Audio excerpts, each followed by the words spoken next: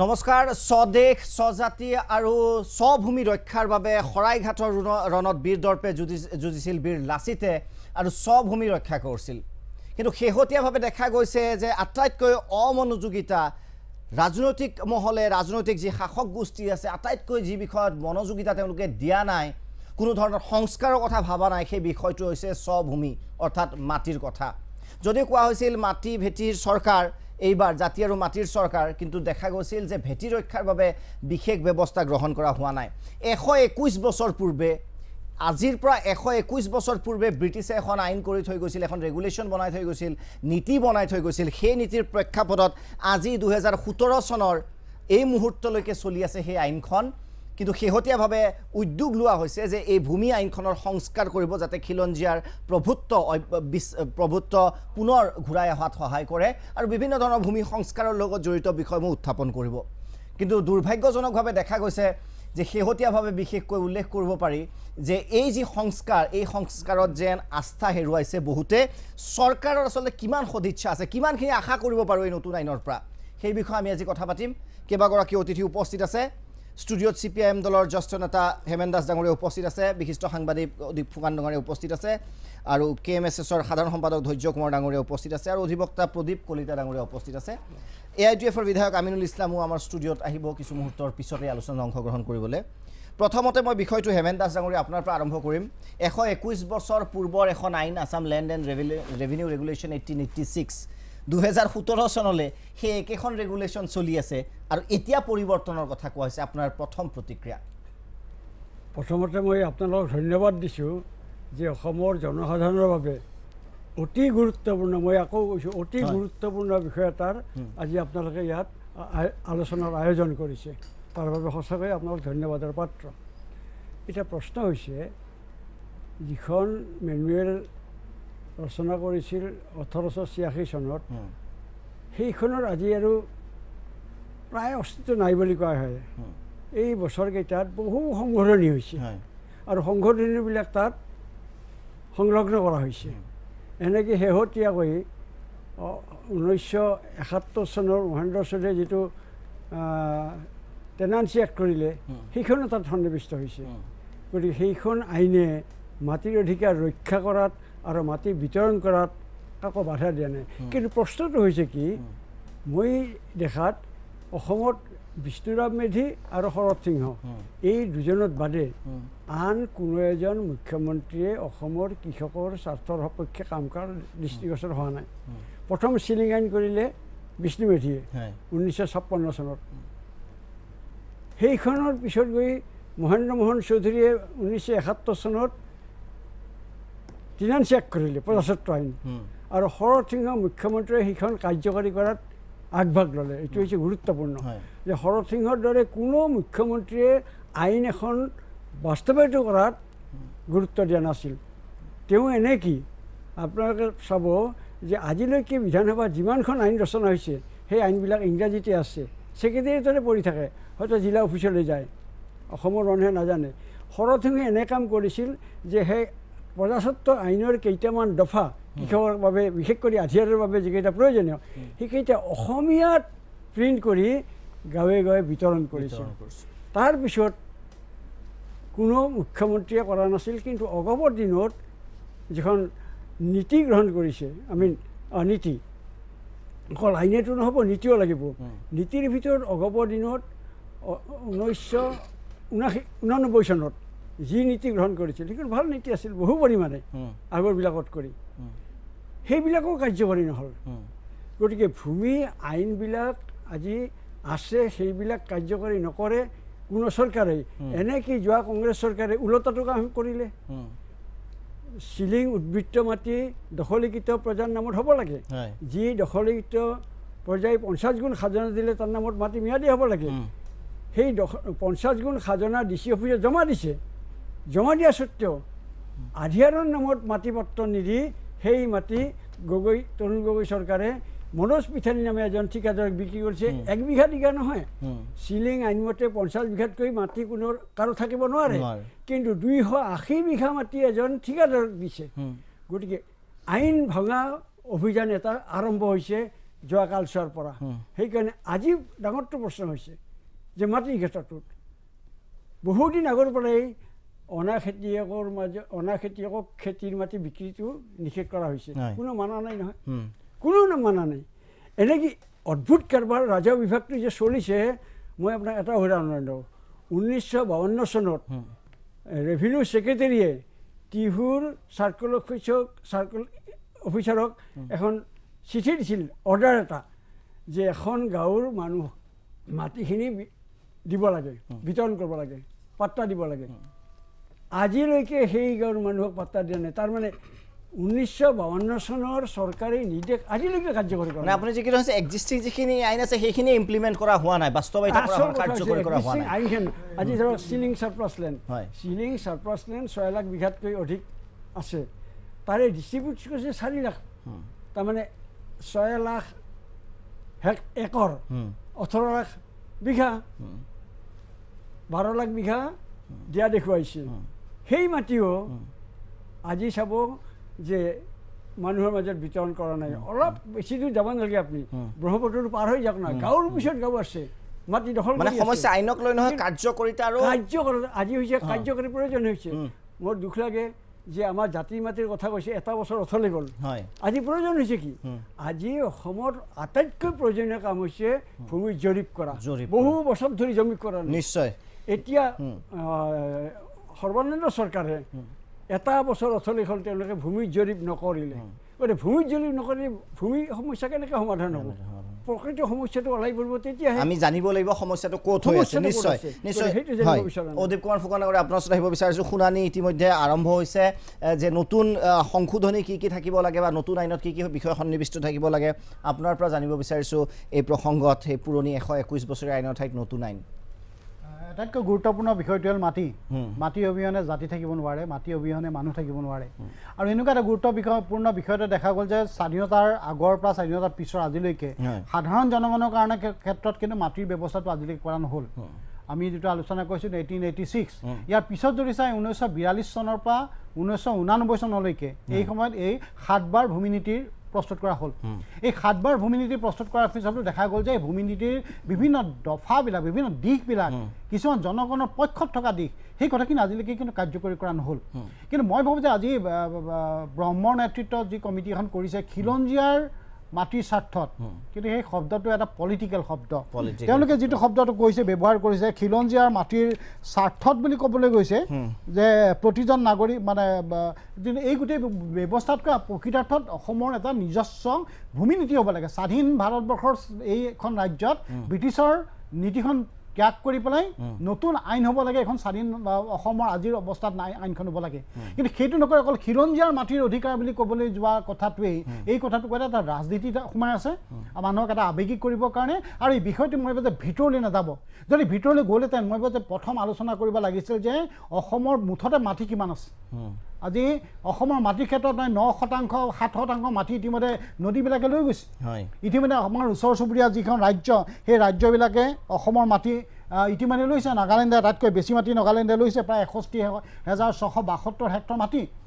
ইতিমধ্যে বাকী মেঘালয়ৰ ওচৰতে হৈছে মিজোৰামে আমাৰ মাটি লৈছে চবৰ মাটি লৈ আছে সেই মাটিবিলাক সীমাটো যদি ঠিক কৰিব পৰা নাযায় ৰাজ্যখনে মাটিৰ কথা চিন্তা কৰিবলৈ যাওঁতে সীমাটো ঠিক কৰিব লাগিছিল আমাৰ মাটিবিলাক কি সীমা নাই আমাৰ মাটি কিমান আছে নাই ব্ৰহ্মপুত্ৰ বা বিভিন্ন নদীয়ে মাটি কিমান কোনো আলোচনা হোৱা নাই কিন্তু মাটিৰ এই কথাটো কৈছে কিন্তু মই এটা কথা কওঁ যে এতিয়ালৈকে যিমানবিলাক আহিছে এমেণ্ডা ডাঙৰীয়াই ইতিমধ্যে কৈছে এই আইনবিলাকৰ দফাবিলাক যদি প্ৰকৃতাৰ্থত ইমপ্লিমেণ্ট কৰিলেহেঁতেন কাৰ্যকৰী কৰিলেহেঁতেন তেনেহ'লে যে বহু কথা জনসাধাৰণৰ স্বাৰ্থত কিন্তু হ'লেহেঁতেন নিশ্চয় গতিকে কাৰ্যকৰী নহ'লে আৰু হাজাৰ আইন বনালেও বাস্তৱ যি পৰিস্থিতি সেয়া একেই থাকিব ধৈৰ্য কৰোণা কৰি আপোনাৰ ওচৰত আহিব বিচাৰিছোঁ আৰু ইতিমধ্যে যি কমিটি গঠন কৰি দিয়া হৈছে হৰিশংকৰ ব্ৰহ্মৰ নেতৃত্বত আপোনালোকে তাতেও আগভাগ লৈছে আৰু যথেষ্ট ছাজেশ্যন বা পৰামৰ্শৱলী দিছে আপোনাৰ ওচৰত আহিব বিচাৰিছোঁ আপোনাৰ প্ৰতিক্ৰিয়া আমি কৃষক মুক্তি সংগ্ৰাম সমিতিয়ে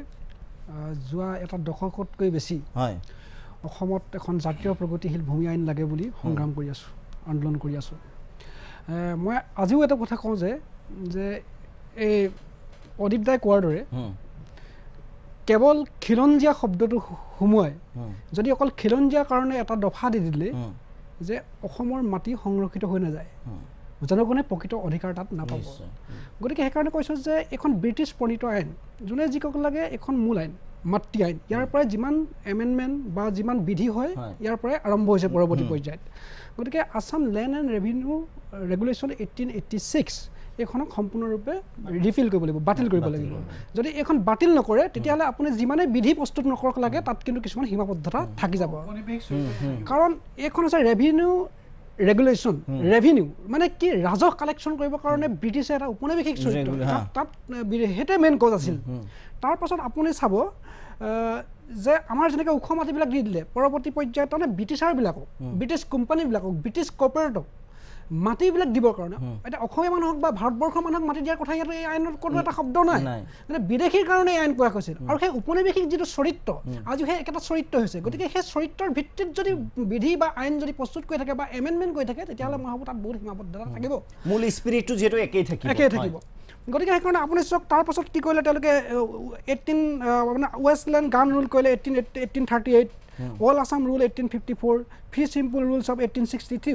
গতিকে ৱেষ্টলেণ্ড গান ৰুলছ 1838ত কৰি 45 বছৰৰ কাৰণে লিজত দি দিলে চাহ বাগানৰ যিবিলাক মাটি চাহ বাগানৰ ওখ মাটিবিলাক আমি হেৰুৱালোঁ তাৰপাছত কৰিলে কি 1854ত 90 ইয়াৰ্ছ লিজত দি দিলে তেওঁলোকে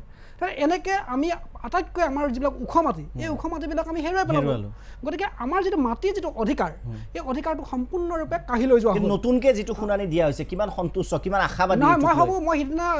মানে গোটেই কথাটো মনোযোগেৰে শুনি আছোঁ আৰু উপলব্ধি কৰিছোঁ যে তেওঁলোকে এই মই অডিটদাৰ লগত মই 100% মানে একমত নহ'লেও কিন্তু মই একমত হ'ব পাৰোঁ কিন্তু এই কথাটো যে তেওঁলোকে এটা মানে এটা ৰাজনৈতিক এটা মানে প্ৰভাৱ আছে যে তেওঁলোকে অকল কওঁতে কয় যে আমি গোটেই এটা মানে ভূমি নীতিটো চেঞ্জ কৰাৰ কথা কৈছোঁ তেওঁলোকে কৈছে নহয় যে অকল মানে খিলঞ্জীয়াৰ কাৰণে খিলঞ্জীয়াৰ এই ধৰণৰ কথা গতিকে চব প্ৰথম কথাটো গোটেই মাটিটো এটা জৰীপ হ'ব লাগিব গতিকে এই কথাখিনি আছে গতিকে আপোনাক মই এটা কথা কওঁ খিলঞ্জীয়া কথাটোৱে কৈছে আমি সিদিনা মই অকণমান যদি আপুনি সময় দিয়ে মোক মই এটা কথা স্পষ্টভাৱে আমি মানে দি ড্ৰাফ্ট অফ এই submitted to the government on 17/12/2015 ইয়াত আমি অসম চৰকাৰক যোৱাবাৰ এখন আমি বিলখন মানে ছাবমিটেড কৰিছোঁ যোৱাকালি হৰিশংকৰ ব্ৰহ্মৰ নেতৃত্বাধীন যি মানে মানে পৰামৰ্শ সমিতি মানে তেওঁলোককো আমি এইটো এই বিলখন আমি ছাবমিট কৰিছোঁ কিন্তু এতিয়া কথাটো হ'ল কি আমি এটা কথা খুব স্পষ্টভাৱে কাৰণ যে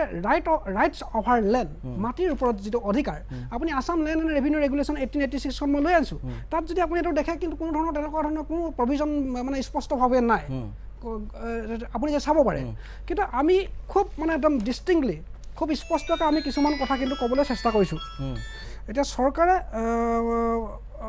মানে বা নেমানে সেইটো চৰকাৰৰ বিষয় কিন্তু আমি এটা কথা কৈছোঁ যে এই একখনত এটা কথা কৈছোঁ ছেকশ্যন 10ত ৰাইটছ অভাৰ লেণ্ডৰ মই 9 নম্বৰটো কোনে ছেকশ্যন 1 কৈছোঁ দি act shall ensure that every indigenous family of Assam shall be entitled to get own homestead land in urban area within bracket and agricultural land বস্তি land in rural areas আমি কৈছোঁ যে প্ৰত্যেকজন indigenous পৰিয়ালে যে urban এৰিয়াত বাসভূমি আৰু হোমষ্টেড land আৰু এগ্ৰিকালচাৰ আৰু কৃষিভূমি পাব লাগিব ঠিক তেনেকৈ এই 10ৰ যিটো এইটোকে আমি অলপ ইলাবৰেট কৰি পিনি মানে ছাজেশ্যন দিছে মই আহিম আপোনাৰ ওচৰলৈ বিস্তৃত 18 মই এইটো কৈ দিছোঁ 18 আমি স্পষ্টভাৱে কৈছোঁ the government shall ensure that all landless people shall be granted land depending on urban and rural urban homestead land as may be prescribed further the rural present families shall be granted of maximum 12 acres of land and this shall include both homestead bosti land and agricultural land provided no such settlement shall be made in any ecological sensitive areas distribution shall be in a time bound manner list of landless people shall be prepared with the approval of the Gram Sabha list of such families shall be made available to the public অর্থাৎ 11 বিঘাৰ আপুনি যদি 11 বিঘাৰ হয় বা একঠা 12 বিঘাৰ দিবলৈ কৈছে total তাৰে একঠা বা এবিঘা মানে হোমষ্টেড বাসভূমিৰ কাৰণে কিন্তু দিব লাগিব যদি অসমৰ প্ৰতিজন মানুহে যদি 12 বিঘাকে মাটি যদি ডিষ্ট্ৰিবিউচন কৰি দিয়া হয় তেতিয়াহ'লে মই হ'ব ন কিন্তু কিমান আশাবাদী ইয়াক লৈ সেই উত্তৰ মই আপোনাৰ পৰা ল'ম এবাৰ মই যাব বিচাৰিছোঁ এডিটৰ্ছ ভিউৰ পূৰ্বে মই যাব বিচাৰিছোঁ এইবাৰ প্ৰদীপ কলিতা ডাঙৰীয়া অধিবক্তা উপস্থিত আছে আপোনাৰ ওচৰলৈ সামগ্ৰিকভাৱে এই নতুন যি পৰামৰ্শদাতা যিটো কমিটি গঠন কৰা হৈছে পৰামৰ্শ কমিটি গঠন কৰা হৈছে কিমান সন্তুষ্ট আৰু কিমান প্ৰয়োজন এই মুহূৰ্তত নতুন ভূমি আইনৰ আচ্ছা চাওক আজি যিটো পৰামৰ্শ হৰিশংকৰ ব্ৰহ্ম ডাঙৰীয়াৰ নেতৃত্বত যিটো পৰামৰ্শ কমিটি গঠন কৰা হৈছে এই কমিটিখনত কিমানজন বিজ্ঞ ব্যক্তি তাত অন্তৰ্ভুক্তি কৰা হৈছে কিমানজন ব্যক্তিৰ তৃণমূল পৰ্যায়ত অসমৰ ভূমিৰ ওপৰত জ্ঞান থকা ব্যক্তি তাত মানে নিয়োগ কৰা হৈছে প্ৰথম কথা আজিৰ তাৰিখত চৰকাৰটো মই বাদে দিলোঁ আমাৰ সমাজৰ বহুত বিজ্ঞ মানুহে আজিৰ মাটিৰ ক্লাছিফিকেশ্যন নাজানে যে মাটিৰ যে আগতে ব্ৰিটিছে 1886ত যে আপোনাৰ মাটিৰ ক্লাছিফিকেশ্যন কৰিছিল যে বাও আহু আল আ খ আ ব বান আল দং বস্তি প্ৰথম বস্তি দ্বিতীয় বস্তি তৃতীয় বস্তি চতুৰ্থ বস্তি তাৰপিছত আছে নবা নতুন বস্তি বা মধ্যম বস্তি ব্যৱসায় শ্ৰেণী প্ৰথম দ্বিতীয় তৃতীয় চতুৰ্থ বিশেষ শ্ৰেণীৰ ব্যৱস্থা তাৰপিছত আছে ফৰিং পাহৰুৱা আপোনাৰ উপৰোক্ত বক্তা আমাৰ কোঁৱৰে কৈছে এই মুহূৰ্তত নতুন আইনৰ প্ৰয়োজনীয়তা কিমান আছে নতুন আইনৰ আমাৰ এইকাৰণে প্ৰয়োজন আছে এই পুৰণি যিবিলাক ক্লাছিফিকেশ্যন ব্যৱস্থা আছিল এই ব্যৱস্থাটো এজন তৃণমূল পৰ্যায়ৰ পৰা বিজ্ঞ ব্যক্তিৰ দ্বাৰা তাক ছাৰ্ভে কৰি লোৱাটো উচিত শদিয়াৰ পৰা ধুবুৰীলৈকে আৰু টোটেল মুঠ মাটিটো পোৱাৰ পিছত যেতিয়া আমাৰ ফুকন ডাঙৰীয়াই কোৱাৰ নিচিনা ইয়াত বহুত ভূমিস্খলন হৈছে মানে এৰোচন হৈছে ভূমিক্ষয় হৈছে বিভিন্ন নদী উপনদীয়ে সময়ে সময়ে বানপানীতে হওক বা বিভিন্ন কাৰণতে হওক মাটিয়ে কিছু মাটি মানে নদীয়ে কিছু মাটি লৈ গুচি গৈছে গতিকে সেই মাটি টোটেলৰ পৰা মাইনাছ হ'ব লাগিব আপুনি কৈছে আইন লাগে কিন্তু ইয়াৰ পূৰ্বে জৰীপ অতি প্ৰয়োজন তাৰপিছতে এখন শুদ্ধ আইন আমি পাম কেৱল খিলঞ্জীয়াৰ নামটো কৈয়ে কমিটি এখন বনাই দিলে একো মানে সাংঘাতিক একো নহয় মই এবাৰ এডিটৰ্ছ ভিউৰ বাবে যাব বিচাৰিছোঁ অজিত কুমাৰ ভূঞা ডাঙৰীয়া আপোনাৰ ওচৰলৈ আটাইতকৈ গুৰুত্বপূৰ্ণ অধিক ফুকন ডাঙৰীয়াই যিটো ক'লে যে মাটি নহ'লে আচলতে এটা জাতি কেতিয়াও থাকিব নোৱাৰে তাৰ অস্তিত্ব থাকিব নোৱাৰে কিন্তু কোনো চৰকাৰে দেখা গৈছে যে গুৰুত্ব নিদিয়ে মই তাৰ লগত যোগ দিব খুজিছোঁ যে জাতি আৰু মাটি আৰু বজাৰ হয় এটা জাতিৰ যেতিয়া মাটি নাথাকে অধিকাৰ নাথাকে বজাৰ নাথাকে তেওঁলোকৰ সেই জাতিৰ কোনো ভৱিষ্যত নাই মই অলপ যোগ দিলোঁ হয় কিন্তু কৈ থকা কথাকে আকৌ এবাৰ ক'বলগীয়া হৈছে যে ভাৰতবৰ্ষৰ স্বাধীনতাৰ পিছত প্ৰথম চৰকাৰৰ কামটোৱে আছিল এটা স্বতন্ত্ৰ ভূমি নীতি এটা ভূমি সংস্কাৰৰ কাৰণে যিটো কাম সেইটো আছিলে তেওঁলোকৰ প্ৰথম কাম হ'ব লাগিছিল কিন্তু অতি লজ্জাজনকভাৱে দুৰ্ভাগ্যজনকভাৱে সেই কামটো নহ'ল এতিয়া আমি আজি ইয়াত বহি 1886 চনৰ ব্ৰিটিছৰ দিনৰ সেই ঔপনিৱেশিক শোষণৰ কাৰণে প্ৰস্তুত কৰা যিখন আইন সেইখনৰ বিষয়ে আমি আলোচনা কৰি থাকিব লগা হৈছে আৰু এইটো কিমান এটা জাতিৰ কাৰণে এইটোৰ বিৰুদ্ধে আজি হেমেন দাস ডাঙৰীয়া আৰম্ভণিতে কৈছে যে এইটোৱে আটাইতকৈ গুৰুত্বপূৰ্ণ বিষয় আমাৰ ৰাজ্যখনৰ বাবে খিলঞ্জীয়া বুলি কৈ থকা মানুহৰ কাৰণে থলুৱা বুলি কৈ থকা মানুহৰ কাৰণে কিন্তু এই বিষয়টোলৈ কিমানৰ আজি আগ্ৰহ আছে আজি যিখন তেওঁলোকে মই নকওঁ অৱশ্যে তেওঁলোকৰ পদ্ধতিত ভুল হ'ব পাৰে হয়তো তেওঁলোকৰ যিধৰণে পৰিচালনা কৰিছে তাত আখুৱা থাকিব পাৰে কিন্তু আজি তাত 6জন নে 7জন মই খবৰ লোৱা মতে ব্যক্তি উপস্থিত আছে আৰু কালিও প্ৰায় 40জনমান মানুহ তাত উপস্থিত আছে 3 দিনীয়া তেওঁলোকে যিখন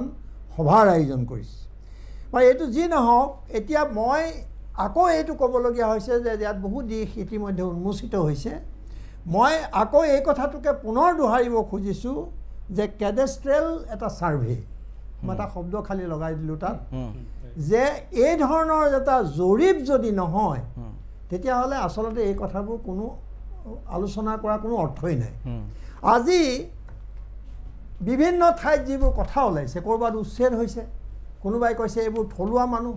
কোনোবাই কৈছে এইবোৰ বাংলাদেশী মানুহ এটা বিতৰ্ক হৈছে আজি যদি এখন খহনীয়াত এখন গাঁও উৰি গুচি গৈছে বা চাহ বাগিচা এটা অঞ্চল যদি কিবা হৈছে তৎক্ষণাৎ তাত বিভিন্ন ধৰণৰ গুণ আমি পাওঁ বিভিন্ন হস্তক্ষেপ বিচাৰি পাওঁ বিভিন্ন ৰাজনৈতিক কথা বতৰা আমি তাত দেখা পাওঁ কিন্তু যদি আজি তেনেকুৱা এটা জৰীপ আৰু আমাৰ হাতত থাকিলেহেঁতেন তেতিয়াহ'লে সেই কথাটো আমাৰ খুব এটা স্পষ্ট হ'লহেঁতেন যে এই ঠাইডোখৰ এনেকুৱা কাজিৰঙাৰ এই মাটিডোখৰত এইখিনি মানুহ বাস কৰে চৰ অঞ্চলৰ এইখিনি ঠাইত এইখিনি মানুহ বাস কৰে এই গোটেই কথাবোৰৰ অনুপস্থিতিৰ কাৰণে আচলতে আজি আমাৰ এই দশাটো হৈছে হেমেন দাস ডাঙৰীয়াই নিজৰ অভিজ্ঞতাৰ পৰা বহুত কথা কৈছে কাৰণ তেখেতৰ দলে বিভিন্ন সময়ত কৃষকৰ অধিকাৰৰ কাৰণে কিবা ভূমি সংস্কাৰৰ কাৰণে বিভিন্ন আন্দোলনত তেখেতসকলে অংশগ্ৰহণ কৰি আহিছে আৰু আমি দেখিছোঁ যে ভাৰতবৰ্ষত এই কথাবোৰ মনত ৰাখিব লাগিব যে তেভাগা আন্দোলন তেলেংগানা আন্দোলন ইয়াত পুথৰুঘাটৰ আন্দোলন ৰঙিয়াৰ কৃষক বিদ্ৰোহ এইবোৰ বহুত ইতিহাসত এইবোৰ কথা সন্নিৱিষ্ট হৈ আছে কিন্তু আজিও আমি যদি চাওঁ যে এই আন্দোলনবোৰ কৃষকৰ অধিকাৰৰ কাৰণে আন্দোলনবোৰ অব্যাহত আছে এতিয়া এই যে যিটো ইতিমধ্যে আলোচনা হৈছে যে যিবোৰ সংশোধনী আছিল সেইবিলাক যদি ৰূপায়ণ হ'লহেঁতেন সঠিকভাৱে যদি চেষ্টা এটা হ'লহেঁতেন তেতিয়াহ'লে হয়তো এনেকুৱা নহ'লহেঁতেন গতিকে এতিয়া কি হ'ব এই কথাটো ইমান দিনৰ দাবীৰ পিছত সিদিনা অসমৰ খিলঞ্জীয়া মানুহৰ ৰক্ষা কবচৰ প্ৰশ্নত যিখন এইখন চৰকাৰৰ মানে উদ্যোগত যিটো আলোচনা হৈছিল তাত তাৰে পৰিণতি হিচাপে হৰিশংকৰ ব্ৰহ্ম ডাঙৰীয়াৰ এই 6জনীয়া কমিটিখন গঠন হৈছে আৰু 6জনীয়া কমিটিত এটা ইতিমধ্যে প্ৰশ্ন উঠিছে অধিবক্তা কলিতাই কৈছে যে তাৰ মানুহকেইজনক লৈ পেলাই মই সেই বিষয়ে নকওঁ কিন্তু মই জনাব খুজিছোঁ আপোনালোকক যে ব্ৰহ্ম ডাঙৰীয়া হৈছে সভাপতি অধ্যক্ষ আৰু মনোজ কুমাৰ IAS বিষয়া তেওঁ হ'ল মেম্বাৰ ছেক্ৰেটাৰী আৰু অজয় দত্ত শ্ৰী কুমাৰ দহুতীয়া ডক্টৰ ৰবীন কুমাৰ বৰুৱা ৰমেশ বৰপাত্ৰ গোহাঁই হ'ল ইয়াৰ সদস্য এতিয়া কথা হ'ল যে আজি মই খুব মানে এই কথাখিনিৰ লগত মই একমত হৈ এতিয়া ক'ব খুজিছোঁ যে আজি যিখন আমাৰ সাংবাদিকক মই কৈছিলোঁ যে তুমি অলপমান অধ্যক্ষগৰাকীৰ মতামত ল'বলৈ যন্ত্ৰ কৰিবা তেওঁৰ মনত কি আছে তেওঁ বহুত চেষ্টা কৰিলে স্বাভাৱিকতে এজন অধ্যক্ষই আজিৰ তাৰিখত আপোনালোকে এই কথাটো নিশ্চয় জানে যে এখন কমিটিয়ে 3 মাহৰ ভিতৰত প্ৰতিবেদন দাখিল কৰাৰ কথা আছিল আজি 3 মাহততো নহয়েই এখন 1 বছৰত এইখন হ'বনে নহয় সেই বিষয়ে সন্দেহ প্ৰকাশ হৈছে আৰু দ্বিতীয়তে আজি যেতিয়া তেওঁক বহুত কথা সোধা হ'ল তেওঁ যিহেতু ৰাজনীতিবিদ নহয় তেওঁ হয়তো সেই কৌশল নাজানে তেওঁক কথা কিছুমান কৈ পেলালে যিটো মই আলোচনাৰ মাজলৈ আনিব খুজিছোঁ আপোনালোকে হয়তো জানে কোনোবাই বা নাজানিব পাৰে সেইটো হ'ল যে তেওঁ কৈছে যে জনপ্ৰতিনিধিৰ ওপৰত ৰাইজে আস্থা হেৰুৱাইছে এই কথাটো ক'লে তাৰপিছত তেওঁ ক'লে এইটো আমাৰ ৰিপৰ্ট হৈছেও আজি ইয়াত তাৰপিছত কৈছে যে বিষয়টোৰ ওপৰত অসম চৰকাৰ চিৰিয়াছ নহয় আৰু তেওঁলোকৰ একাউণ্টেবিলিটি লৈ সন্দেহ আছে এইটো খুব গুৰুত্বপূৰ্ণ কথা মই ভাবোঁ আৰু ল অফ দি লেণ্ড উন্নত কৰিব লাগিব চৰকাৰে তাৰপিছত কৈছে যে চৰকাৰী ভূমি বেদখলত প্ৰভাৱশালী ৰাজনৈতিক নেতাৰ হাত বহুত কথা কৈ পেলালে তেওঁ তাৰপিছত তেওঁ আৰু কৈছে সত্ৰভূমিৰ ওপৰত কৈছে খিলঞ্জীয়া অস্তিত্ব ৰক্ষাৰ বিষয়টো ৰাজনৈতিক হস্তক্ষেপৰ তেওঁ গুণ পাইছে আৰু বৌদ্ধিক মহলকো কৈছে যে বৌদ্ধিক মহলে এই বস্তুটোত যিমান সদিচ্ছা প্ৰকাশ কৰিব লাগিছিলে সেই সদিচ্ছা তেওঁ দেখা পোৱা নাই এতিয়ালৈকে কিন্তু চাব মাত্ৰ 25% কাম হৈছে 3 মাহ বুকৰ খবৰ হ'ল আৰু যিটো কলিতাই কৈছে যে তেওঁলোকৰ পদ্ধতি কিন্তু মোৰ এজন পৰ্যবেক্ষক হিচাপে মই ভাবোঁ যে তেওঁলোকৰ এটা গণ্ডগোল মই বিচাৰি পাইছোঁ তাত যে তেওঁলোকে বিভিন্ন ঠাই ভ্ৰমণ কৰি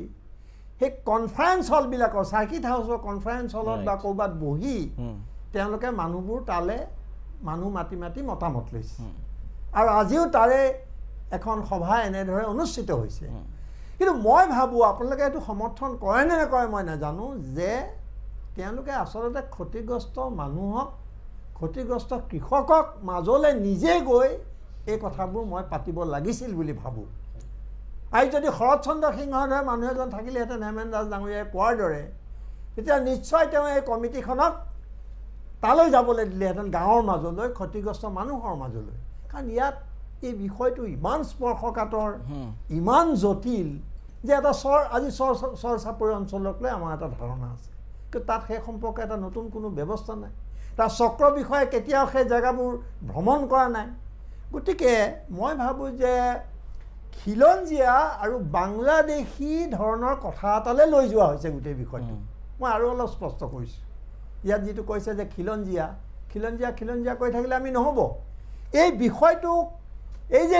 এতিয়া হৰিশংকৰ বৰঙমই কি মনোভাৱে এইটো কৈছে নাজানো তেওঁ কি বিচাৰিছে বা চৰকাৰৰ লগত তেওঁ ক'ৰবাত সংঘাত হৈছে নেকি এইটো আমাৰ জনাৰ উপায় নাই আমি সময়ত জানিম যেতিয়া কমিটিখনৰ প্ৰতিবেদন দাখিল হ'ব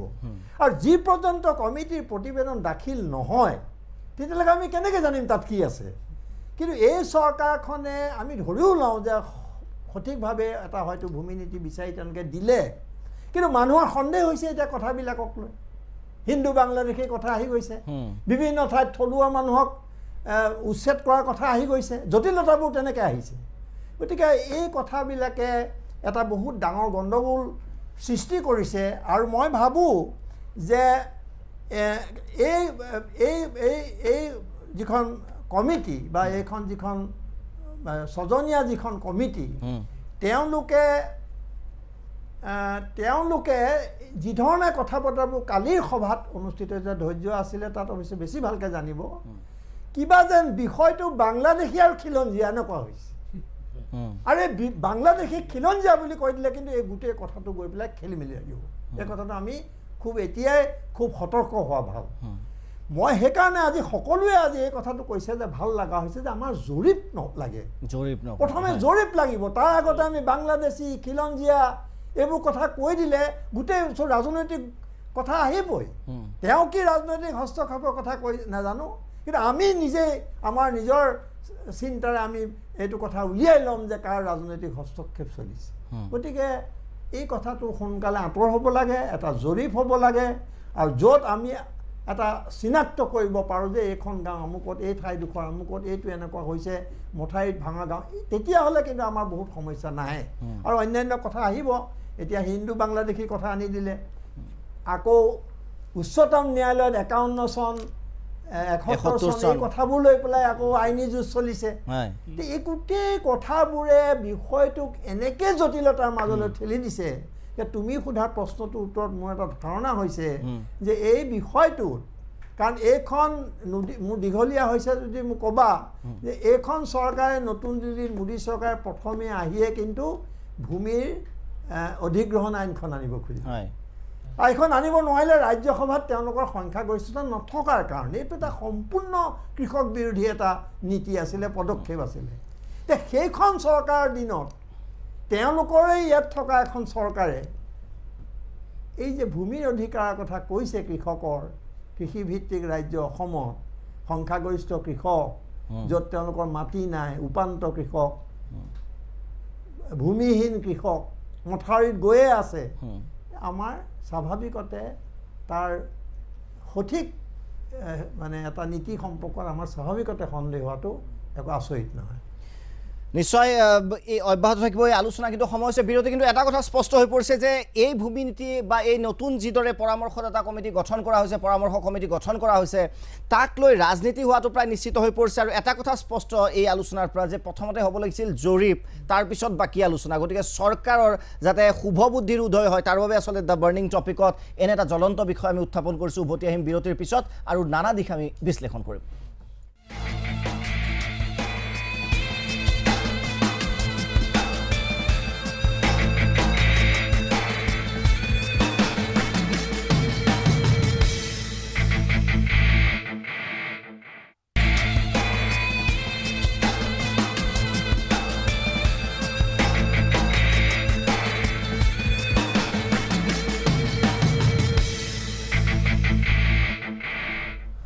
উভতি আহিছোঁ বিৰতিৰ পিছত। এখন যি এক প্ৰকাৰৰ ভেকু ভাওনা কৰা হৈছে, বিশেষকৈ পৰামৰ্শদাতা কমিটি তেওঁলোকে যিদৰে সৃষ্টি কৰি এক প্ৰকাৰৰ এতিয়া গোটেই ভেকু ভাওনা। হেমেন দাস ডাঙৰীয়া, আপোনাৰ ওচৰত আহিব বিচাৰিছোঁ। যিটো বিষয় ইতিমধ্যে আপুনি ক'লে যে যেতিয়াই কিবা এটা সমস্যা সমাধান কৰিবলৈ ইচ্ছা নাথাকে, আটাইতকৈ সহজ উপায়টো হ'ল কমিটি গঠন কৰি দিয়া। এইটো ভাৰতবৰ্ষ বা অসমৰ ক্ষেত্ৰত সদায় প্ৰযোজ্য হৈ আহিছে, আপুনি সেইটো খুব সুন্দৰভাৱে উল্লেখ কৰিছে। কিন্তু আপোনাৰ পৰা জানিব বিচাৰিম এই যিটো ব্যৱস্থা, ইয়াৰ পৰাও এতিয়া আশা কৰা একো নাই। আমি প্ৰথমাৰ্ধৰ যি আলোচনা তাত আমি কৰিলোঁ, ইয়াৰ পৰা যিটো ভাবে যে ভৱিষ্যতটো বিশেষকৈ কৃষিভূমিৰ ক্ষেত্ৰত আমি যদি চাওঁ, জলাশয়ৰ ক্ষেত্ৰত ৰাজ্যৰ যিটো ভৱিষ্যত, অসমীয়াৰ যিটো ভৱিষ্যত, সেইটো কোনফালে গতি কৰিছে বুলি ভাবে? কাৰণ আপোনাৰ বা স্পষ্টভাৱে সকলোৱে আলোচনা কৰিছে যে এইখন একো নহয়গৈ ভেকু ভাওনাৰ বাহিৰে। চাওক, মাটিৰ অধিকাৰৰ পৰা ইতিমধ্যে অসমৰ বহু হাজাৰ মানুহ বঞ্চিত হৈছে। নেশ্যনেল হাইৱেৰ দুয়োফালে প্ৰায় ইফালে 1 মাইল সিফালে মিনিমাম মাটি ইতিমধ্যে বিক্ৰী হৈ গৈছে। কোন? ব্যৱসায়িক গোষ্ঠী। অথচ ভূমি আইন মতে তেওঁলোকে মাটি পাব নোৱাৰে, কিন্তু তেওঁলোকে মাটি দিছে। আৰু ডাঙৰ কথা হৈছে কি, তেওঁলোকে খিলঞ্জীয়াৰ কথা কয়। মই এদিন কৈছিলোঁ মুখ্যমন্ত্ৰীক যে খিলঞ্জীয়া আপোনাৰ তিনিচুকীয়া জিলাৰ নৰদিহিং মৌজাত চব মানুহ খিলঞ্জীয়া, তাত এটা বাংলাদেশী আপুনি সন্দেহযুক্ত বাংলাদেশো নাই, 90% মানুহৰ মাটি পাত্তা নাই। তেনেহ'লে খিলঞ্জীয়াক মাতি যায়। আজি যদি এটা বছৰে তাৰে একজন মানুহক মাতি দিলেহেঁতেন, কিন্তু ৰামদেৱকতো 2 ঠাইত মাতি দিছে। সেইটোৱে তৰুণ গগৈয়ে যেনেকৈ পিঠানীক মাতি দিছিল, এওঁলোকে ৰামদেৱক মাতি দিছে। এই এটা যোগ্য গুৰু, তেওঁ আহিছে, এটা ইণ্ডাষ্ট্ৰিয়েলিষ্ট হৈছে, কঁকালঝাৰত দিছে বিৰাট মাটি, ইয়াতে দিছে মাটি। অসমীয়া খেতিয়কক বানপানীত যিসকল গৃহহীন হৈছে ধেমাজি অঞ্চলত, লখিমপুৰত, মোকালমোৱাত, সেই মানুহ এজনকতো দিয়ক। আজি এটা বছৰে এজন খিলঞ্জীয়া মানুহক 1 বিঘাও মাটি দিব পৰা নাই গুৱাহাটীত। এই গুৱাহাটীৰ পাহাৰে পৰ্বতে বসবাস কৰা মানুহবিলাক বিদেশী নেকি? এওঁলোকক কিয় মাতি দিয়ে নে আজিলৈকে? এক কথা দিয়ক ন, ইচ্ছা নাই তেওঁলোকৰ। মই জানে এই চৰকাৰখনৰ নীতিটো কি? ইটো হৈছে ভাৰতবৰ্ষৰ আটাইতকৈ পশ্চাৎপদ দৰ্শনৰ ৰাজনৈতিক দল, যি দৰ্শনে একেবাৰে সামন্তবাদী যত নীতিবিলাক আছে তাক সমৰ্থন কৰে। তেওঁলোকে প্ৰগতি নিবিচাৰে, গৰীব কৃষকে মাটি পাওক তেওঁলোকে নিবিচাৰে। তেওঁলোকে পুনৰ সেই অৱস্থালৈ ফিৰি যাব, জমিদাৰ হওক, জমিদাৰ হাতত মাটি বণিক গোষ্ঠীয়ে নিশ্চয় নিশাৰ ভিতৰতে মাটি পায়, বণিক গোষ্ঠীয়ে মাটি পাব। কিন্তু ক'লো যে ৰামদেৱে মাটি পাব, গৰাখহনীয়াত গৃহহীন হৈ মথাউৰিত থকা মানুহ এজনে এক কথা। এইটোৰ পৰা একো আশা কৰিব নোৱাৰি। আমিনুল ইছলাম ডাঙৰীয়া, আপোনাৰ ওচৰত আহিব বিচাৰিছোঁ প্ৰথমবাৰৰ বাবে। আপোনাৰ দৃষ্টিভংগী জানিব বিচাৰিছোঁ এই নতুন যি এক প্ৰকাৰ ভূমি সংশোধনী আইন, বা স্পষ্ট হোৱা নাই যে চৰকাৰে কি কৰিব গৈ আছে, তথাপিও কোৱা হৈছে যে ভূমি সংশোধনী আইনখন আনিব বিচাৰিছে। আপুনি কি প্ৰতিক্ৰিয়া প্ৰকাশ কৰিব? এই ক্ষেত্ৰত চাওক, যিটো পৰামৰ্শদাতা কমিটি চৰকাৰে গঠন কৰিছে, প্ৰথম কথা হ'ল ইয়াত চৰকাৰৰ উদ্দেশ্যটো লৈ আমাৰ সন্দেহ আছে যে সঁচাকেই অসমত মানে ভূমি নীতি সংশোধন কৰি অসমখন সামগ্ৰিকভাৱে আগুৱাই লৈ যোৱাটো চৰকাৰৰ উদ্দেশ্য নে এটা কোনো চক্ৰৰ মানে প্ৰেছাৰত যে ইয়াত খিলঞ্জীয়াৰ হাতত ভূমি নাই, বিদেশীয়ে পালে অমুক তমুক, গতিকে এইবিলাক কেনেকৈ এটা নীতি কৰি উচ্ছেদ কৰিব লাগে, সেই চক্ৰটোক সন্তুষ্ট কৰিবলৈ চৰকাৰে এইটো কৰিছে, সেই বস্তুটোত কিন্তু সন্দেহ আছে। যদি এইটো হয় তেনেহ'লে বেচিকেলি চৰকাৰৰ উদ্দেশ্যটোৱে যদি গঠনমূলক নহয়, তাৰ পৰা সুফল আমি আশা কৰিব নোৱাৰোঁ। আৰু আটাইতকৈ ডাঙৰ কথাটো হ'ল যে ভূমি নীতি এটা আমি বিচাৰোঁ পৰিষ্কাৰ স্পষ্ট ভূমি নীতি ভাৰতৰ অন্যান্য ৰাজ্যত থকাৰ দৰে অসমতো এটা পৰিষ্কাৰ স্বচ্ছ এটা ভূমি নীতি থাকিব লাগে। আৰু আটাইতকৈ বেছি গুৰুত্ব দিব লাগে য'ত আমাৰ কৃষি ক্ষেত্ৰৰ কৃষি ভূমি যাতে সংৰক্ষিত হয়, কৃষি কেনেকৈ বেছি উৎপন্ন হ'ব। আজি অসমত চাওক, যিসকল কৃষিজীৱী লোক কৃষি কৰ্মত পাকৈত বা কৃষি কৰিব পাৰে, তেওঁলোকৰ হাতত ভূমি নাই, বা তেওঁলোক হয়তো এনেকুৱা ভূমি নীতিৰ কাৰণে এনেকুৱা কিছুমান অঞ্চলত হয়তো এনেকুৱা লোকৰ হাতত বহুত কৃষিভূমি আছে যিসকলে কৃষি কৰ্ম নাজানেই, এনেই বছৰে বছৰে চন পৰি আছে। গতিকে যিসকল সঁচা অৰ্থত কৃষি কৰ্ম জানে, কৃষি কৰ্মত পাৰ্গত, তেওঁলোকক যদি সেই নীতিৰ জৰিয়তে সেই এলেকাবিলাকৰ সেই ভূমিটো সদব্যৱহাৰ কৰিবলৈ চৰকাৰে দিলেহেঁতেন, নিশ্চয় অসমত বছৰি হাজাৰ হাজাৰ কোটি টকাৰ মানে কৃষি অৰ্থনীতিৰ বিকাশ হ'লহেঁতেন। গতিকে এই ক্ষেত্ৰত আৰু যিটো কথা ইতিমধ্যে যে গৰাখহনীয়া আক্ৰান্ত বেছিভাগ কৃষক মানুহ যিসকল আজি উপান্ত হৈ পৰিছে, তেওঁলোক ভেটিহীন গৃহহীন হৈছে, তেওঁলোকে বছৰ বছৰ ধৰি মথাউৰিৰ ওপৰত আছে, কিছুমান অন্যান্য ওচৰ চুবুৰীয়া ৰাজ্যত অনাই বনাই ঘূৰি ফুৰিছে, কিন্তু তেওঁলোক কৃষি কৰ্ম জনা মানুহ, কৃষিত পাকৈত, কিন্তু তেওঁলোকত এক কথা এই মাটি চৰকাৰে দিব নোৱাৰে। তাৰোপৰি সেই যিটো ৰামদেৱৰ কথা আহিছে বা অন্যান্য যিবিলাক বহুজাতিক কোম্পানী, বহিৰাগত বহুজাতিক কোম্পানীক হাজাৰ হাজাৰ ভূমি তেওঁলোকে ৰহস্যজনক কাৰণত গতাই দিব পাৰিছে। আনকি ইণ্ডাষ্ট্ৰীৰ নামত এই চৰকাৰে যিবিলাক কৃষিভূমি এগ্ৰিকালচাৰেল লেণ্ডো তেওঁলোকক ৰাতিৰ ভিতৰত কনভাৰ্ট কৰি দি আছে, যিটো ইলিগেল হয়। গতিকে এই ক্ষেত্ৰত চৰকাৰে যদি সঁচা অৰ্থত অসমৰ সামগ্ৰিকভাৱে কৃষি অৰ্থনীতিৰ বিকাশ বিচাৰিলে হয়, তেনেহ'লে কৃষি কৰা যিসকলে কৰিব, যিসকল জানে, বা যিসকল গৰাখহনীয়াত আজি অসমৰ চাওক লাখ লাখ বিঘা মাটি আজি নদীৰ বুকুত বিলীন হৈ গ'ল। গতিকে এই মানুহখিনি এই মাটিখিনি পুনৰুদ্ধাৰ কৰাৰ কাৰণে সেইটো হয়তো এটা ৰেভিনিউ ডিপাৰ্টমেণ্ট নহ'লেও জলসম্পদ বিভাগেও যে এই মাটি কেনেকৈ পুনৰুদ্ধাৰ কৰিলে এইখিনি আমাৰ কৃষি কৰ্মত আমাৰ মানুহৰ হাতত আমি দিব পাৰিম, তাৰ কাৰণেও প্ৰটেকশ্যন নাই। নতুন নতুনকৈ এইটো এটা ভেকু ভাওনা, মানে সচেতনতাৰ যদি আমি কথা কওঁ, এই বিষয়টো লৈ বিৰোধী দলসমূহে আমি সাধাৰণতে মাত মতা দেখা নাযায়, সততে আমি সৰব হোৱা দেখা নাযায়। বিভিন্ন দল সংগঠন আছে, কৃষক মুক্তি সংগ্ৰাম সমিতি, আৰু জনসাধাৰণৰ পলিটিকেল আজিলে 1886ৰ যিখন ৰেগুলেশ্যন খিলঞ্জীয়াৰ হাতত মাটি নাই, তাৰ পিছতো কিন্তু এইটো পলিটিকেল ইছ্যু আজি স্বাধীনতাৰ প্ৰায় 70 বছৰ পিছতো অসমত হোৱা নাই। কাৰণটো কি বুলি ভাবে? কাৰণ যেতিয়ালৈ ইছ্যু নহয় তেতিয়ালৈ বিষয়টোৰ ওপৰত চৰকাৰে গুৰুত্ব মুঠেই নিদিয়ে। এটা অতি গুৰুত্বপূৰ্ণ বিষয় যে ভাৰতবৰ্ষৰ আটাইতকৈ ডাঙৰ 3টা কৃষক বিপ্লৱ অসমত হৈছিল। তাৰপিছত আমি স্বাধীনতাৰ পিছত এই 70 বছৰ পাৰ হৈ গ'ল 70 বছৰ পাৰ হৈ যোৱাৰ পিছতো কিন্তু ভূমিৰ ক্ষেত্ৰত আজিলৈকে কোনো ধৰণৰ আন্দোলন বাদেই দিছোঁ মানুহৰ মাজত আলোচনাও নহয় এই যে মাটিৰ যিটো আগ্ৰাসন চলিছে অসমৰ ভূমিৰ ওপৰত যিটো আগ্ৰাসন এই আগ্ৰাসনৰ ওপৰত কিন্তু আমি আজিলৈকে মুকলিকৈ আলোচনা কৰোঁ আমিও তাৰ কাৰণে দায়ী কিন্তু আমি নিজকে দায়ী বুলি ক'ব বিচাৰোঁ কাৰণ আমি যদি চাওঁ যে অসমত এই ক্ষেত্ৰত প্ৰায় 37 লাখ বিঘা চৰকাৰী ভূমি বেদখল হৈছে অৰ্থাৎ এই চৰকাৰী ভূমিখিনি হাতলৈ আনিবৰ কাৰণে চৰকাৰৰ কোনো সদিচ্ছা নাই চাহ বাগিচাবিলাকে যিবিলাক অতি সহজভাৱে ব্ৰিটিছ যুগৰ পৰা চাহ বাগিচাবিলাক তেওঁলোকে ল'লে চাহ বাগিচাবিলাকে 2489 হেক্টৰ মাটি বেআইনীভাৱে তেওঁলোকে দখল কৰি তাত চাহ খেতি কৰি আছে কিন্তু সেইবিলাকো চাহ বাগিচা তেওঁলোকে হাতত আনিবৰ কাৰণে আজিলৈকে কোনো চিন্তা চৰ্চা নকৰিলে আৰু এইটো সময়ত আমি দেখিছোঁ যে যিমানবিলাক ভূমি আইন কৰিলে নীতি কৰিলে ভূমি আইনখন বাদেই এইটো 1886 কিন্তু তাৰ ওপৰত ভিত্তি কৰি যিবিলাক ভূমি নীতি কৰিলে ভূমি নীতিবিলাকৰ ক্ষেত্ৰত বহুত বৰ ভাল ভাল বিষয় আছিল ধৰক 89ৰ যিটো ভূমি নীতি কৰিলে AGPৰ দিনত খুব ভাল ভূমি নীতিখন হৈছিলে তাত কিছুমান ক্লজত আমি বৰ সুন্দৰ সুন্দৰ ক্লজ আছে তাত 14.3 দফাত আছে যে গুৱাহাটীত চৰকাৰী যিমান বেদখল কৰি আছে মাটিবিলাক চৰকাৰী মাটি বেদখল কৰি যদি কোনোবাই তাত মানুহ বহিছে সেই মানুহবিলাক মাটিৰ পট্টা দিব লাগে এইটো 89ত কৈ গৈছে কিন্তু 89ত আজিলৈকে গুৱাহাটীৰ চাৰিওফালে যিমানবিলাক মানুহ আছে নিপীড়িত মানুহখিনি গুৱাহাটীত মাটিৰ চৰকাৰী মাটিত বহি আছে সেই মাটিখিনি মাটি দিবৰ কাৰণে যিটো সিদ্ধান্ত আছিলে কৃষক মুক্তি সংগ্ৰাম কৰিছে বিভিন্ন সংগ্ৰাম কৰি আছে গতিকে এই গোটেই ব্যৱস্থাটো আজিলৈকে কৰা নহ'ল ঠিক একেদৰে যদি চাই যে সেইখন আইনৰে 6.2 আৰু 6.3 দফাত লিখা আছে যে 5 বিঘাৰ পৰা 15 বিঘা মাটিলৈকে সংৰক্ষণ কৰিব লাগে হয় খেতি পথাৰ মানে ফিল্ডৰ কাৰণে ৰাখিব লাগে বিভিন্ন ডিচিবিলাকক নিৰ্দেশ দিয়া আছে কিন্তু আজিলৈকে এইবিলাক কৰা নহ'ল ইয়াৰ বিপৰীতে দেখা গ'ল যে এটা নিৰ্দেশ আহিলে 13/6/2002 এটা নিৰ্দেশ আহিল যে যিমানবিলাক নেশ্যনেল হাইৱে আছে এই নেশ্যনেল হাইৱেৰ কিনাৰৰ 75 মিটাৰ মাটি যাতে কৃষি লেণ্ড থাকিব লাগিব তাত কৃষি লেণ্ড বেলেগক দিব নোৱাৰিব আৰু সেই ক্ষেত্ৰতো দেখা গ'ল চৰকাৰী নীতি নিয়ম কৰিলে এই একেখন নিয়মে নৎসাত কৰি পেলাই 15/10/2009 সোণাপুৰৰ কমাৰকুছিত 34 বিঘা মাটি আজি আমাৰ চাৰটা গ্ৰুপক দি দিয়া হ'ল মই এটা উদাহৰণ দিছোঁ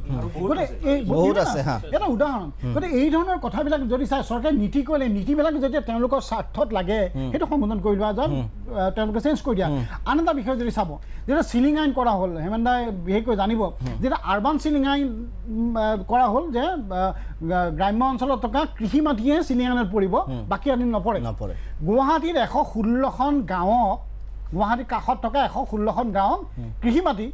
সেইখিনি আনি পেলাই গুৱাহাটী মহানগৰত লগাই দিলে যে এখন চহৰ কৰি পেলালে 116খন গাঁৱক চহৰ কৰি পেলাই সেই মাটিখিনি চিলিং আইনৰ পৰা বাহিৰত লৈ অনা হ'ল আৰু তাত যদি ভালকৈ চাই গোটেইখিনি ধনিক বণিক গোষ্ঠীৰ হাতত এই 116খন গাঁৱৰ মাটি লৈ ল'লে গতিকে এই ব্যৱস্থাবিলাক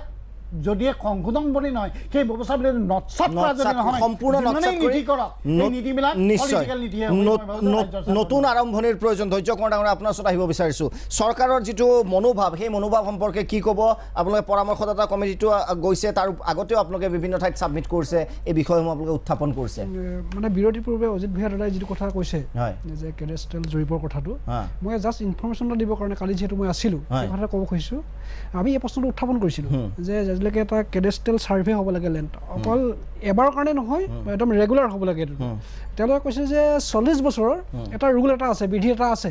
কিন্তু 1964ৰ পৰা আজিলৈকে কেডেষ্ট্ৰেল ছাৰ্ভে হোৱা নাই 1964ৰ পৰা তাহলে চক কিমান দুৰ্ভাগ্যজনক কথা গতিকে সেইকাৰণে আমি কালি এটা প্ৰশ্ন উত্থাপন কৰিছোঁ যে এইটো 40 ইয়াৰ্ছটো বহুত বেছি গতিকে আমি লেণ্ডখনতো আমি এইটো ইনক্লুড কৰিছোঁ গতিকে আমি কৈছোঁ যে 10 বছৰ মূৰে মূৰে কাৰণ এতিয়া বহুত চেঞ্জ হৈ আহিছে বহুত কিবা কিবি চেঞ্জ কৰিলে 10 বছৰ মূৰে মূৰে এই জৰীপটো হ'ব লাগে এতিয়া কথাটো হ'ল কি মূল কথাটো হৈছে সদিচ্ছা আচলতে চৰকাৰে মই ভাবোঁ প্ৰতিখন চৰকাৰে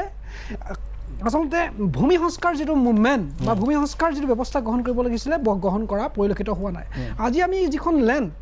আমি ভাবোঁ তাৰমানে যিখন লেণ্ড বিল বনাই দিছোঁ গতিকে আমি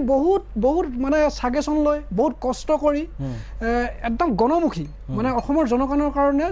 মানে প্ৰয়োজনীয় এখন ভূমি বিল বনাই দিছোঁ গতিকে তেওঁলোকে যদি সঁচাকৈ সদিচ্ছা আছে গতিকে ইয়াৰ পৰাই যথেষ্টখিনি তেওঁলোকে সমল ল'ব পাৰে আমি কোৱা নাই যে আমাৰখনকে যে একজেক্ট গ্ৰহণ কৰিব লাগিব গতিকে আমি এখন জাষ্ট জাষ্ট দিছোঁ গতিকে কালিও আমি মিনখন ছাবমিট কৰিছোঁ গতিকে ইয়াৰ পৰা যথেষ্ট পাব আমি সকলো দিশ সামৰা হৈছে ইয়াত যে আমি দেখিছোঁ যে ব্ৰিটিছৰ দিনৰ যি ঔপনিৱেশিক আইনেৰে বহুবোৰ ব্ৰিটিছ প্ৰণীত আইনে আজি তাৰিখত আমাক শোষণ কৰাই থকা হৈছে সেইকাৰণে জনগণৰ জীৱন বিপৰ্যস্ত হৈছে অসমৰ প্ৰকৃত মানুহৰ হাতত ভূমি অধিকাৰ ছাজেশ্যনসমূহ কিমান ল'ব যিহেতু ডিটেইলছত আছে ছাজেশ্যনসমূহ সম্পৰ্কে আমি নাজানো কিন্তু আপুনি কিমান আশাবাদী কিমান গ্ৰহণ কৰিব বুলি ভাবে খুব চমুকৈ বিৰতিৰ সময় হৈছে নহয় মানে ৰেৰূপ দেখা পায় ৰেৰূপ যিটো কালি মই ক'লোৱে যে এইটো অকল মানে খিলঞ্জীয়া এটা শব্দ আনি থকা হৈছে গতিকে যিটো সামগ্ৰিকভাৱে যিটো মানে চেঞ্জ কৰিব লাগে সেই কথাটো কিন্তু তাত নিশ্চয় বিৰতিৰ সময় হৈছে এই মুহূৰ্তত সন্দেহ আছে মই কিন্তু সম্পূৰ্ণ সন্দেহ আছে বুলি নকওঁ যিহেতু আমি আশাবাদী কাৰণ আমি ভাবোঁ যিখন চৰকাৰে যদি সদিচ্ছাৰে কামটো কৰিব পাৰে সঁচা সঁচিকে যদি কৰিম বুলি ভাবে তেতিয়াহ'লে এই কাম হ'ব নিশ্চয় সেইটোৱে ডাঙৰ কথা যে সদিচ্ছাৰ প্ৰয়োজন এইখিনিতে সময় হৈছে এক বাণিজ্যিক বিৰতিৰ আমি উভতি আহিম বিৰতিৰ পাছত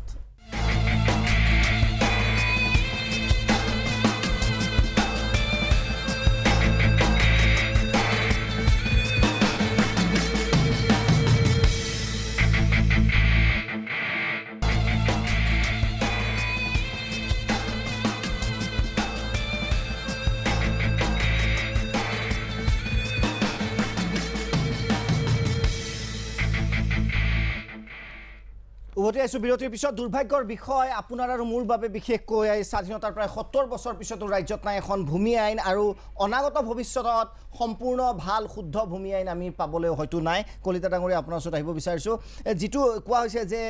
খিলঞ্জীয়াক অকল তেওঁলোকে সুৰক্ষা প্ৰদান কৰিব গতিকে ভাবে যে এই বিষয়টো আৰু অধিক জটিল কৰা হ'ব এই আইনখন বা যি তেওঁলোকে উপবিধি বা ৰুলছ যিয়ে আনে আৰু অধিক জটিল কৰা হ'ব আইনৰ গোটেই প্ৰক্ৰিয়াটো আচ্ছা চাওক এতিয়া বৰ্তমান চৰকাৰখনৰ লগতে মই গোটেই বুদ্ধিজীৱী মহললৈকে মই প্ৰশ্ন এটা ঠেলি দিব বিচাৰিছোঁ প্ৰথমতে তেখেতসকলে এটা সম্পূৰ্ণ ডেফিনেশ্যন দিয়ক কোনবিলাক খিলঞ্জীয়া আৰু কোনবিলাক পমুৱা এতিয়া খিলঞ্জীয়া জাতি মাটি ভেটি অকল খিলঞ্জীয়াক দিব আৰু কাষত যদি পমুৱা থাকিব তেতিয়াহ'লে তেওঁলোক বঞ্চিত কৰিব আৰু বঞ্চিত কৰি পেলাই ক'ত পঠাব তেওঁলোকে আৰু এই চৰকাৰখনে যদি বঞ্চিত কৰে তেতিয়া তেওঁলোকে আন এটা বিদ্ৰোহৰ সূচনা হ'ব আৰু এই বিদ্ৰোহটো চৰকাৰখনৰ কাৰণে এটা প্ৰত্যাহ্বান হ'ব গতিকে এই প্ৰত্যাহ্বান সৃষ্টি হোৱাৰ লগে লগে খিলঞ্জীয়াৰ স্বাৰ্থত আঘাত হ'ব আৰু খিলঞ্জীয়াৰ অস্তিত্ব ৰক্ষাত ডাঙৰ প্ৰশ্নৰ বোধকতা চিন উদয় হ'ব গতিকে প্ৰথমে চৰকাৰখন তথা বুদ্ধিজীৱীয়ে আগতে আমাক সমাজক অসমীয়া জাতিক এটা খিলঞ্জীয়াৰ সম্পূৰ্ণ ডেফিনেশ্যন দিয়ক কোনবিলাক খিলঞ্জীয়া মানুহ হয় আৰু কোনবিলাক পমুৱা হয় কোনবিলাক বাহিৰৰ পৰা আহিছে কিমান দিনৰ পৰা আহিছে কাক বঞ্চিত কৰিব আৰু কোনবোৰ খিলঞ্জীয়াক অগ্ৰাধিকাৰ দিব আৰু এই আইনখন কাৰ স্বাৰ্থত প্ৰণয়ন কৰা হ'ব আৰু এই আইনখনে এই অসমীয়া জাতিক কেনেধৰণে উপকৃত কৰিব এই কথাটো তেওঁলোকে স্পষ্টীকৰণ দি দিয়ক স্পষ্ট নিশ্চয় মই অজিত কুমাৰ ভূঞা ডাঙৰীয়া আপোনাৰ ওচৰলৈ যাব বিচাৰিছোঁ গতিকে এই যিখন পৰামৰ্শদাতা যিটো যি কমিটি গঠন কৰা হৈছে যে দুৰ্ভাগ্যৰ বিষয় আমি আৰু হয়তো শতিকা ৰ'ব লাগিব তেতিয়ালৈ অৱশ্যে ভূমি থাকে নাই নাজানো যে অসমীয়াই অসমৰ বাবে এখন ভূমি আইন নিজস্ব হ'ব আৰু কিমান অপেক্ষা লাগিব মই অলপ ধৈৰ্যৰ লগত মই একমত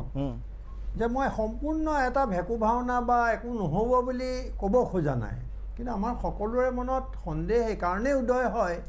যে আমি অতীতৰ যিবোৰ আমাৰ অভিজ্ঞতা বা চৰকাৰবিলাকৰ যি ধৰণৰ ৰাজনীতি বা তেওঁলোকৰ কৃষকবোৰ বিৰোধী যি অৱস্থান কেৱল ভোটৰ সময়তহে কৃষকক লাগে গতিকে মই সেইফালৰ পৰা ঠিকে আছে সন্দেহ হৈছে কিন্তু মই একেবাৰে মানে নিৰাশ হ'ব খোজা নাই এইকাৰণে বা ভেকু ভাওনা বুলি মই অভিহিত কৰিব খোজা নাই এইকাৰণে যে আমাৰ নাগৰিক সমাজৰো এটা হেঁচা প্ৰয়োগ কৰা এটা বা প্ৰেছাৰ গ্ৰুপ বুলি আমি যিটো কওঁ সেই কথাটো থাকিব লাগিব চৰকাৰখনৰ ওপৰত আমি এটা হেঁচা এটা প্ৰয়োগ কৰি ৰাখিব লাগিব আৰু তেওঁলোকক এই কথাটো বাৰে বাৰে সকীয়াই থাকিব লাগিব গতিকে সেই দৃষ্টিকোণৰ পৰা এতিয়া তেওঁলোকে মইতো ভাবোঁ যে জনমতৰ ওচৰত এটা তেওঁলোকে হাৰ মানিয়ে তেওঁলোকে এনেধৰণৰ এটা কাম কৰিবলৈ আগবাঢ়িলে আৰু কাইলৈ যে জৰীপৰ কাৰণেও তেওঁলোকক আমি বাধ্য কৰিব লাগিব জৰীপ এটাৰ কাৰণে কাৰণ আমি যিটো ব্যৱস্থাত জীয়াই আছোঁ তাৰ বাহিৰে আমি তেনেকুৱা দাবী উত্থাপন কৰি আন্দোলন কৰাৰ বাহিৰে গণতন্ত্ৰ আমাৰ কোনো উপায় নাই তেওঁলোকে মই ভাবোঁ তেনেকুৱা এটা কাম কৰিছে কিন্তু এই চৰকাৰখনৰ অসহায় অৱস্থাটো আমি লগে লগে বুজি পাইছোঁ যিটো কলিতাই কৈছে বা বিভিন্নজনে কৈছে ময়ো কৈছোঁ আৰম্ভণিতে যে তেওঁলোকক ৰিম'টৰে কি ধৰণে পৰিচালিত হৈছে চৰকাৰখনে আমি বিভিন্ন সময়ত আলোচনা কৰিছোঁ। সেই কথাটো মই এতিয়া আকৌ নতুনকৈ ক'ব খোজা নাই। কিন্তু এইখন সমাজত অসমত এতিয়া ডাঙৰ কথা হৈছে যে ইয়াত খিলঞ্জীয়া কোন বুলি কৈ দিলে, অসমীয়া নামেৰে অসম হৈছে, তাৰপিছত অসমীয়া কোন বুলি কৈ দিয়াৰ লগে লগে ইয়াত হুলস্থুল লাগে। গতিকে ইয়াত ৰাজনীতিকৰ ভোট বেংক অসমৰ বহুতে বিভক্ত এখন সমাজ। ইয়াৰ জনগাঁথনিয়ে এনেকুৱা ৰূপ লৈছে যে ইয়াত কিছুমান বিষয়ে নিজৰ নিজৰ ৰাজনীতিৰ ফালে মানে সোমাই পৰাৰ কাৰণে এনেকুৱা জটিলতা আহি পৰে যে গোটেই আচল কথাটো তাত তল পৰে। কিন্তু মই এতিয়া উত্থাপন কৰিব খুজিছোঁ যিটো গুৰুত্বপূৰ্ণ বিষয় বুলি ভাবোঁ বা সকলোৱে ভাবে যে জনজাতীয় অঞ্চলবিলাকত কৃষকৰ ৰক্ষণাবেক্ষণৰ কাৰণে ভূমি সংৰক্ষণ কৰা হৈছিল। আজি তাত কি অৱস্থা জড়িত হৈ আছে? তাৰ মাটিবিলাক বিক্ৰী কৰা হৈছে, কোনোবাই দখল কৰিছে, তাত প্ৰব্ৰজনকাৰীয়ে সেই ভূমিবোৰ দখল কৰিছে। এটা গুৰুতৰ সমস্যা। কিন্তু এতিয়া আমি যদি এই কথাটো চৰকাৰ বুলিয়ে কওঁ, কেৱল তাৰ উত্তৰটো সম্পূৰ্ণ নহ'ব। আমি ক'ব লাগিব যে জনজাতীয় নেতাসকলৰ ভূমিকা কি এই ক্ষেত্ৰত। সেই সময়ত আজি যিবিলাক জনজাতি নেতা আমি দেখিছোঁ চকুৰ আগত আমি জানো যে এইসকল নেতাই চাৰিওফালে নানান আমি মিটিং এখন পাতিলোঁ, সভা এখন পাতিলোঁ, তেওঁলোকক মাতোঁ তেওঁলোকৰ মতামতৰ বাবে। কিন্তু তেওঁলোকৰ সেই ঠাইবিলাকত তেওঁলোকৰ ভূমিকা কি? যেতিয়া সেই ভূমিবোৰ দখল কৰিছিল, যেতিয়া সেইবোৰ বিক্ৰী হৈছিল, তেতিয়া তেওঁলোকৰ ভূমিকা কি আছিল? তেওঁলোকে কিয় নীৰৱতা অৱলম্বন কৰিছিল? কাৰ্বি আংলঙত কমিউনিটি লেণ্ডৰ কথা আছে। তাত আজি সেই কমিউনিটি লেণ্ডৰ যিবোৰ আচল মানুহ, যিবোৰ তাৰ মূল মানুহ, তেওঁলোক এতিয়া লেবাৰ, তাত শ্ৰমিক, কৃষি কাৰ্যত জড়িত তেওঁলোক লেবাৰ। আৰু তাত বিষয়া, ৰাজনীতিবিদ এইবোৰ সকলোৱে মিলি অতি কৌশলেৰে সেই মাটিবোৰ তেওঁলোকৰ দখলত ৰাখিছে। আৰু এটা আটাইতকৈ গুৰুত্বপূৰ্ণ অলপ ওলাইছে যে এই চৰকাৰখনে যদি জাতি মাটি ভেটিৰ কথাই কৈছে, তেতিয়াহ'লে তেওঁলোকে আহি আজি পৰ্যন্ত যিবোৰ বনিয়াই, যিবোৰ বহিৰাগত বনিয়াই ইয়াত খোপনি পুতি শ বিঘা মাটি বেদখল কৰিলে, তাৰ বিৰুদ্ধে প্ৰতিবাদ হ'ল, আন্দোলন হ'ল, একো নহ'ল। আৰু আটাইতকৈ ডাঙৰ কথা যে বনিয়াৰ কথা বুলি ক'বলৈ যাওঁতে সেই বনিয়াক কোনে পৃষ্ঠপোষকতা কৰিলে? সেই পৃষ্ঠপোষক কৰাসকল হৈছে ৰাজনৈতিক নেতা, মন্ত্ৰী আৰু ডাঙৰ ডাঙৰ আমোলা। এতিয়াতো IASক গোচৰ দিব নোৱাৰা অৱস্থাই কৰিছে আমাৰ। এইটো আমি বেলেগে এদিন আলোচনা কৰিম। গতিকে আজি সেই নীতি নিৰ্ধাৰণকাৰীসকল, সেই যিসকল জনপ্ৰতিনিধি, সেই তেওঁলোকো চাব আপোনালোকে সেই মাটি য'ত তেওঁলোকে লৈছে, কৃষিভূমি তেওঁলোকে দখল কৰিছে, তাত কিন্তু কোনোবা নহয় কোনোবা প্ৰভাৱশালী ৰাজনৈতিক নেতাৰ তাত স্বাৰ্থ জড়িত হৈ আছে। হয় তেওঁৰ তাত অংশ আছে গোপনে, নহয় তেওঁ কমিশ্যন পাইছে। গতিকে মই এইকাৰণে কৈছোঁ যে যদি এই ধৰণে আজি গোটেই ইয়াৰ পৰা এয়াৰপৰ্টলৈকে গ'লে, বিমান কোঠলৈ গ'লে, ৰাস্তাত চাৰিওফালে গোটেই আমি দেখা পাওঁ যে এইবোৰ মাটি কাৰ হাতলৈ গৈছে? নাই ক'তো। আজি ইয়াৰ পৰা পলাশবাৰীলৈ যাওক, পাঠশালালৈ যাওক, গোটেই চাৰিওফালৰ মাটি কাৰ হাতলৈ গৈছে? যদি এইটোৱে অৱস্থা হয়, তেতিয়াহ'লে আমি কি কৰিম? এতিয়া কোনফালে যাম? কি হ'ব আমাৰ? আমি সেইকাৰণে এই কথাবোৰ অলপ গভীৰভাৱে চিন্তা কৰিব হৈছে আৰু চৰকাৰৰ ওপৰত আমি এটা হেঁচা ৰখাৰ প্ৰয়োজন আহি পৰিছে। কাৰণ এই আন্দোলন, সেই RCPয়ে আৰম্ভ কৰা ভূমি সংস্কাৰ আন্দোলন কিন্তু আজিও শেষ হোৱা নাই। এতিয়া সকলোৱে মাত মাতিছে, ভূমি অধিকাৰ এটা জনমত এটা কিন্তু কম বেছি পৰিমাণে গঠন হৈছে। কিন্তু এই চৰকাৰক আমি এইটো কৰিব লাগে যে আজি এই বনিয়াসকলৰ হাতত থকা মাটিবোৰ কেনেকৈ উদ্ধাৰ হ'ব? কোনে কৰিব উদ্ধাৰ? আৰু তাত কাৰণ এইটো এইকাৰণে নহয়, এই যে আজি কোৱা হৈছে ইয়াত যে বিভিন্ন সংশোধন হৈছে, কাৰ্যকৰী নহয়। কাৰ্যকৰী এইকাৰণে নহয় যে সেই মন্ত্ৰী, সেই আমোলা, ডাঙৰ ডাঙৰ আমোলাসকল এই অপকৰ্মৰ লগত তেওঁলোক জড়িত হৈ আছে। গতিকে এটা জৰীপ লাগে, জৰীপ লৈ পেলাই চৰকাৰক জবাবদিহি কৰিব লাগে। আৰু এটা জৰীপৰ কাৰণে চৰকাৰক বাধ্য কৰিবলৈ আমি যদি কৈয়ে দিওঁ যে আমি জানো সন্দেহ আছে এওঁলোকৰ উদ্দেশ্য সম্পৰ্কে, কিন্তু সেইবুলি আমি হাত সাৱটি বহি থাকিলেও নহ'ব। মোৰ কথা হৈছে যে এটা গণতান্ত্ৰিক প্ৰতিবাদৰ মাজে এই কামটো কিন্তু আমি আগুৱাই যাব লাগিব। নিশ্চয় নিশ্চয় ধন্যবাদ দিছোঁ যে এই বিষয়টো আলোচনা কৰাৰ কাৰণে। অসমৰ কৃষকৰ কোনো আন্দোলনত অসমৰ বুদ্ধিজীৱীয়ে সক্ৰিয় ভূমিকা লোৱা নিশ্চয় মাতে নাই। নিশ্চয় আৰু সেইবাবে এতিয়া অন্ততঃ অসমত এই টিভি চেনেলতে আলোচনা নহয়, আন কিছুমান মানুহেও মাটি সুৰক্ষাৰ বাবে নিশ্চয় বিষয়টো আমি অনুষ্ঠান শেষ কৰিব লাগিব। গতিকে বিষয়টোৰ গভীৰতা উপলব্ধি কৰি প্ৰাগ নিউজত দ্য বাৰ্নিং টপিকত এই বিষয়টো উত্থাপন কৰা হৈছে। জনতা সজাগ হোৱাৰো প্ৰয়োজন আছে আৰু যাতে অসমীয়াৰ যি অস্তিত্ব, বিশেষকৈ ভূমি যি অধিকাৰ, সেয়া সুৰক্ষিত হৈ থাকিব পাৰে। কেৱল যেন শ্লোগান নহওক, সকলোৱে সজাগ হৈ ওলাই অহাৰ সময়। মই দীপক শৰ্মাই দ্য বাৰ্নিং টপিকৰ পৰা বিদায় লৈছোঁ। ধন্যবাদ।